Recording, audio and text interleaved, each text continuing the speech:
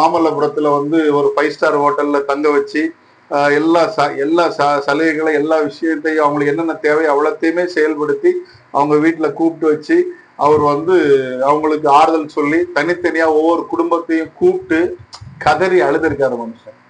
எவ்வளவுதான் இருந்தாலும் அது சூழ்நிலை, யாரு தப்பு பண்ணாலும் பண்ணாட்டாலும் ஒரு விஷயத்துக்கு நம்மளால ஒரு தப்பு நடக்கிறதுக்கு நம்மளும் ஒரு காரணமா இருக்குமோ அப்படிங்கிற அந்த மனவேதனையில விஜய் அவர்கள் மிகவும் பட்டதாகவும் மக்கள்கிட்ட வந்து இப்படி காவல்துறை எனக்கு பெர்மிஷன் தரல, நான் இல்லைன்னா உங்களை வந்து பார்க்க வந்திருப்பேன், நான் அன்னைக்கு உங்களை பார்க்கணுன்னு தான் ஆசைப்பட்டேன், என்ன நடந்தாலும் பரவாயில்ல, என்ன நடந்தாலும் பரவாயில்ல, நான் உங்களை சந்திக்க வரணும்னு தான் ஆசைப்பட்டேன், எனக்கு காவல்துறை என்ன விடலை அப்படின்னு சொல்லி மக்கள்கிட்ட ரொம்பவும் அழாத குறையா மனவேதனையில அழுது இது பண்ணி சொல்லியிருக்காரு.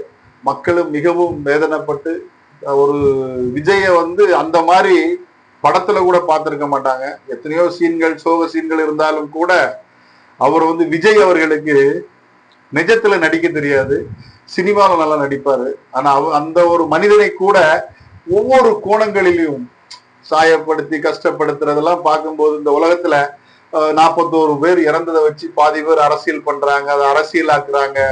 இதெல்லாம் வந்து நான் என்ன சொல்ல, நீங்க என்ன வேணாலும் பண்ணுங்க, எதையாவது சொல்லிட்டு போங்க, ஆனா மக்களுக்கு நல்லது நடக்க விடுங்க, நல்லது செய்யறதுக்கு வர்றவங்களுக்கு ஆதரவு கொடுங்க. இந்த மாதிரிலாம் நீங்க பேசும்போது ஒரு நல்ல தலைவனை நம்ம எப்படி பார்க்க முடியும்? ஒரு நல்ல தலைவன் தமிழகத்துல எப்படி வர முடியும் சொல்லுங்க? பெருந்தலைவர் காமராஜர் எடுத்துக்கிட்டாலும் சரி, கக்கன் எடுத்துக்கிட்டாலும் சரி,